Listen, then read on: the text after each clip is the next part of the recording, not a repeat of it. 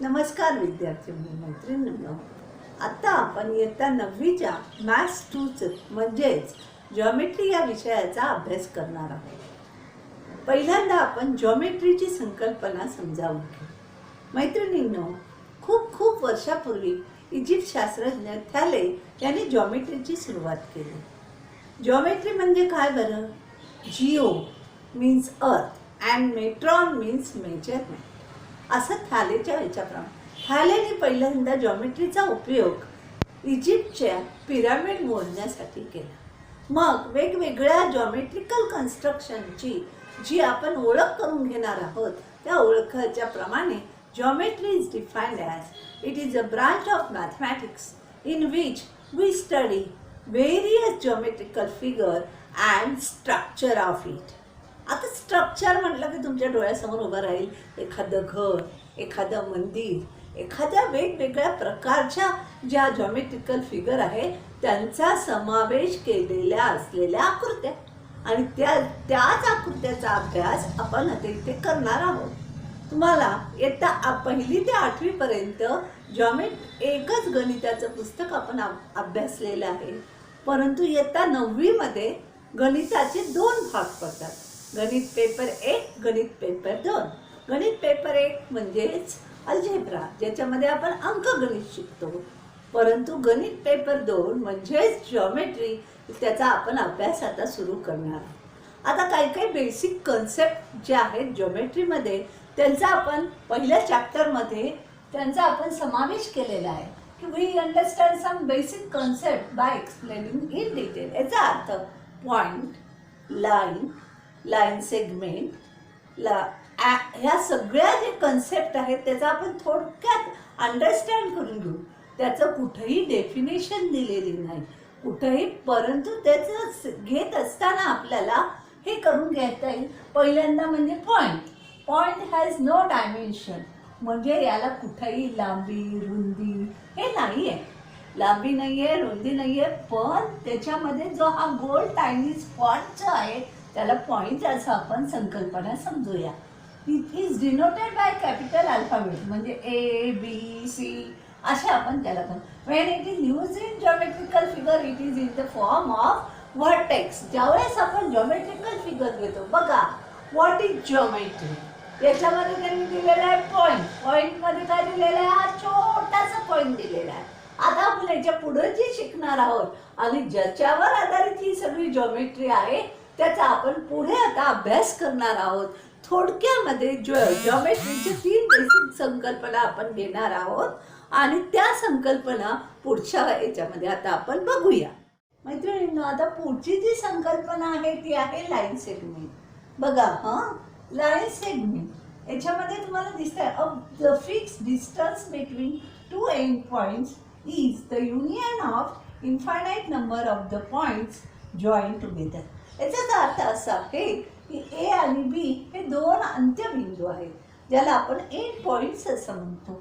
या end points कशाने एकमेकाची join together आहे, कशाने एकमेकाची बांधलेले आहेत बरं?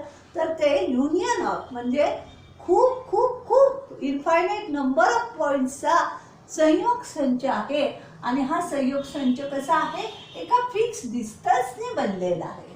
त्याच्यामुळे आपण लाईन सेगमेंट AB असं म्हणतो, आणि हे डिस्टन्स बिटवीन AB आहे। बघा इथं आपण लाईन हे 2 प्रकारचे लाईन सेगमेंट आहेत, याच्यामध्ये आपल्याला पॅरलल लाईन्स आणि नॉन पॅरलल लाईन्स या आता आपल्या ज्या कन्सेप्ट आहे हा शेवटचा बेसिक कन्सेप्ट आहे। मैत्रिणींनो, की शेवटचा बेसिक कन्सेप्ट घेत असताना ह्या जी लाईन सेगमेंट आहे याच लाईन सेगमेंटला मी इथं दोन्ही बाजूनी ज्यावेळेस ॲरो करते त्यावेळेस ती जी तयार होते ती होते लाईन। मग ज्यावेळेस आपण लाईन ॲरो हेड्स म्हणतो त्यावेळेस आपल्याला या दोन्ही जे अंत्यबिंदू आहेत A आणि B, त्या अंत्यबिंदूचं अंतर जे आहे ते अमर्याद आहे। म्हणजे जर आपण लाईनचा जर कन्सेप्ट घेतला तर तो लाईनचा कन्सेप्ट आपल्याला असा सांगतो, the arrow head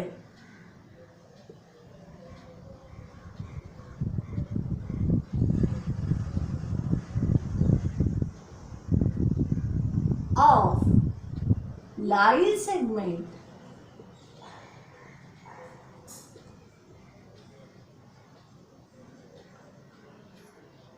indicates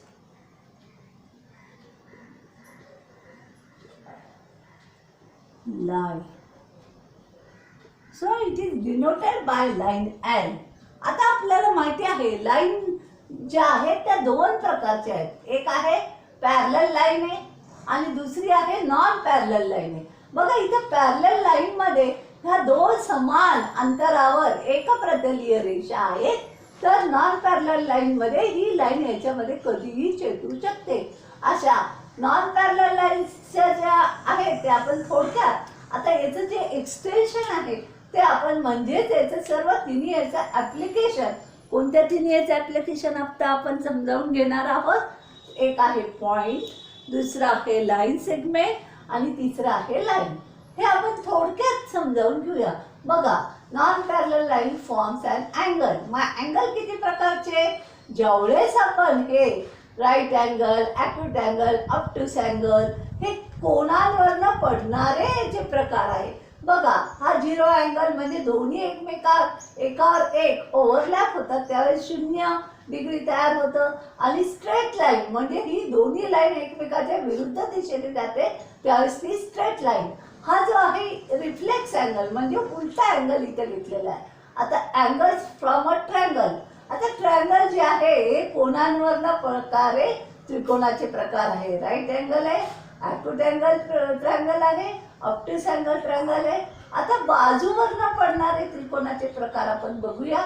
equilateral triangle, isosceles triangle, scalar triangle. म्हणजे त्याचा अर्थ तिन्ही बाजू समान आहे, समभुज त्रिकोण. आयसो म्हणजे दोन बाजू समान आहे, या समोरच्या या दोन बाजू समान आहे म्हणून आयसो. आणि म्हणजेच आपण समद्विभुज त्रिकोण म्हणतो. आणि स्केलर ट्रायंगलला आपण विषमभुज त्रिकोण असे म्हणतो. आता ट्रायंगलला जर एक साइड ऍड केली तर हा क्वाड्रिलॅटरल तयार होतोय. जे आपण आतापर्यंत क्वाड्रिलॅटरलचे सगळे प्रकार आपण 8वी मध्ये बघितलेले आहेत. Rectangle, parallelogram, rhombus, square, trapezium. काय मैत्रिणींनो, बिटवीननेसची संकल्पना आता आपण समजावून घेऊ. बिटवीननेस म्हणजेच दरम्यानता. म्हणजेच एक बिंदू हा दोन बिंदूच्या दरम्यान आहे. बघा इथे की P Q R are 3 distinct collinear points, then there are 3 possibilities. म्हणजे पी क्यू आर हे 3 बिंदू जर एक रेषीय आहेत तर त्याच्याबरोबर 3 शक्यता निर्माण झालेल्या आहेत.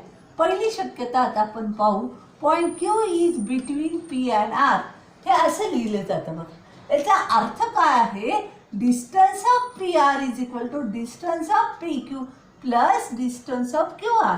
म्हणजेच याचा अर्थ असा आहे की हा क्यू बिंदू हा पी आणि आरच्या दरम्यान आहे. या पी आणि आर मधलं जे अंतर आहे ते अंतर बेरजेच्या स्वरूपामध्ये आपण distance of P Q plus distance of Q R. दुसरी जी शक्यता आहे की आर हा बिंदू पी आणि क्यूच्या दरम्यान आहे. याचा अर्थ असा आहे मैत्रिणींनो, आर हा बिंदू पी आणि क्यूच्या दरम्यान आहे. म्हणजे distance of P Q is equal to distance of P R plus distance of R Q. म्हणजे आर मधलं अंतर अधिक आर आणि क्यू मधलं अंतर म्हणजेच पी आणि क्यू मधलं अंतर. याच्यामध्ये तिसरी जी शक्यता आहे की पी हा बिंदू आर आणि क्यूच्या दरम्यान आहे. बघा पी हा बिंदू आर आणि क्यूच्या दरम्यान आहे. याचा अर्थ असा आहे की डिस्टन्स ऑफ आर क्यू म्हणजे आर क्यू मधलं जे अंतर आहे ते distance of R P plus distance of P Q. म्हणजेच आर आणि पी मधलं अंतर अधिक पी आणि क्यू मधलं अंतर. अशा प्रकारे बिटवीननेस हे आपण समजावून घेतलेलं आहे. यावर आधारित गणित आता आपण सराव संच 1.1 मधले पाहणार आहोत. आता आपण प्रॅक्टिस सेट 1.1 मधला क्वेश्चन नंबर 1 घेऊया. बघा इथं तुम्हाला ही नंबर लाईन ड्रॉ केलेली दिसतीये. याच्या मिडिल ठिकाणी 0 आहे आणि बरोबर सारख्या अंतरावर आपण 1 2 3 4 5 इकडे सुद्धा तसेच काढलेलं. मैत्रिणींनो, त्यांनी काय सांगितलेलं, find the distance with the help of number line. याचा अर्थ असा आहे की आपण पहिल्यांदा BE हे डिस्टन्स पाहू. बघू बरं, बीच्या ठिकाणी, या बी बिंदूच्या ठिकाणी काय आहे, 2 आहे. म्हणजे लिहित असताना आपल्याला असे लिहावं लागतं, बी स्टँड फॉर 2, म्हणजे B2 हा बीचा कॉर्डिनेट आहे. आता त्यानंतर ई कुठे आहे बघा, ई स्टँड फॉर 5. आणि डिस्टन्स आपण ज्यावेळेस आपण डिस्टन्स घेतो ना, त्यावेळेस मोठ्या कॉर्डिनेटमधनं छोटा कॉर्डिनेट हा वजा करायचा असतो. त्याचाच यासाठी जो फॉर्म्युला आहे असं लिहिलं आहे, distance is equal to mod of y minus x. हे मॉड याचा अर्थ ॲब्सोल्यूट व्हॅल्यू. एक्स जो आहे तो लहान कॉर्डिनेट, म्हणजे आपलं म्हणतो स्मॉलर, आणि y जो असतो हा ग्रेटर असतो. म्हणजेच ग्रेटर मधनं स्मॉलर हे वजा करायचं असतं, आणि म्हणून त्याला मॉड दिलेला आहे. म्हणून distance of B is equal to मोठा ह्याचा 5 आहे, mod of 5 minus 2, that is mod of 3 is equal to. याप्रमाणे आपण अजून बाकीचे 1-2 डिस्टन्स घेऊया. बघा, पुन्हा एकदा मी समजावून सांगते आपल्याला. डिस्टन्स ऑफ बी आपल्याला कॅल्क्युलेट करायचं आहे. त्यामुळे आपण बीचा जो कॉर्डिनेट आहे तो 2 आहे, या नंबर लाईनमधनं घेतलेला आहे, आपण मनाने घेतलेला नाही. मग ईचा कॉर्डिनेट 5 आहे. बघा, ईचा कॉर्डिनेट 5 आहे. आणि मग ज्यावेळेस आपण डिस्टन्स बिटवीन 2 पॉइंट्स घेतो, से एक्स अँड वाय,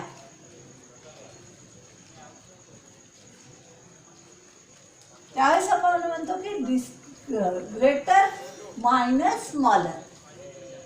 हे घेत असताना mod of y minus x घेतो. म्हणजे distance of B is equal to ईचा 5 आहे मायनस 2, म्हणजे छोटा कॉर्डिनेट.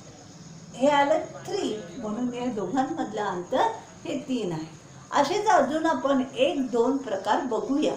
मी दुसरा घेते, डिस्टन्स ऑफ JA.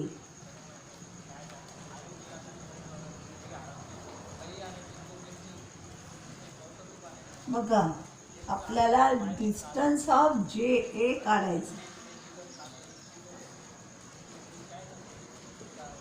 त्याच्यासाठी जेचा कॉर्डिनेट काय आहे, -2,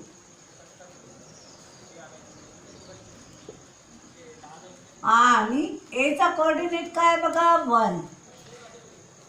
आपला जो फॉर्म्युला आहे तो आहे मोठा कॉर्डिनेट जो आहे त्याच्यातून लहान कॉर्डिनेट हा वजा करायचा आहे. म्हणजेच mod of y minus x.